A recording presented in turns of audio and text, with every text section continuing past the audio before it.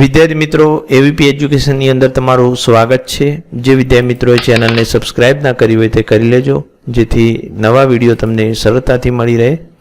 આજે આપણે ધોરણ 6 માં સામાજિક વિષયમાં પાઠ 2 આદિમાનવથી સ્થાયી જીવનની સફર એના પાઠ્યપુસ્તકના સ્વાધ્યાયના પ્રશ્નોનું સોલ્યુશન જોઈશું।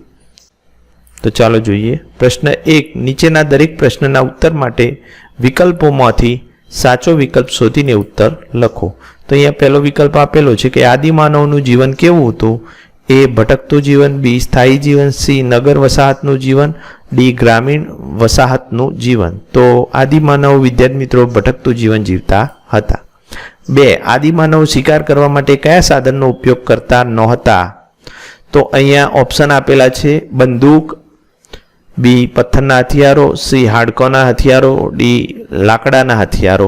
તો એ સમયે વિદ્યાર્થી મિત્રો બંદૂક નહોતી, માટે જવાબ આવશે એ બંદૂક।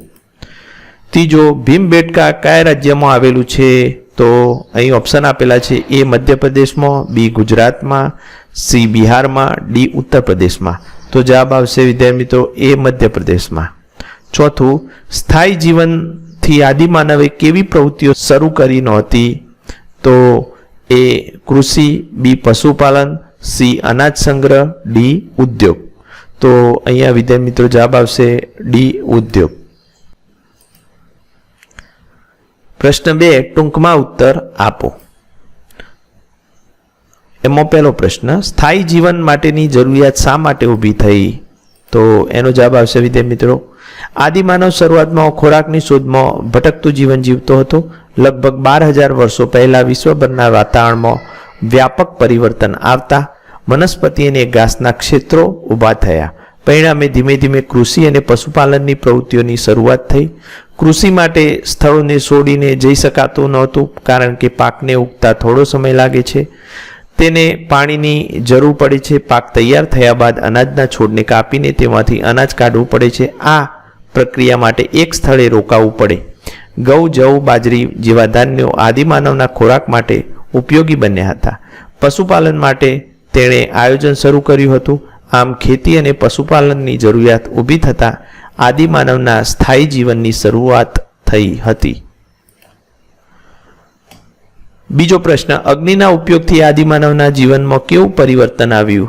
તો એનો જવાબ આવશે વિદ્યાર્થી મિત્રો અગ્નિના ઉપયોગથી આદિમાનવના જીવનમાં ક્રાંતિકારી પરિવર્તન આવ્યું।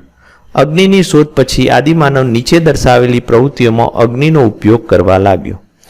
શિકાર કરીને લાવેલા પ્રાણીઓનું માંસ પકાવવા માટે, પોતાની ગુફામાં અજવાળું કરવા માટે, ગુફા આગળ અગ્નિનું તાપણું કરીને જંગલી પ્રાણીઓને ભગાડવા માટે, ઠંડી સામે રક્ષણ મેળવવા માટે।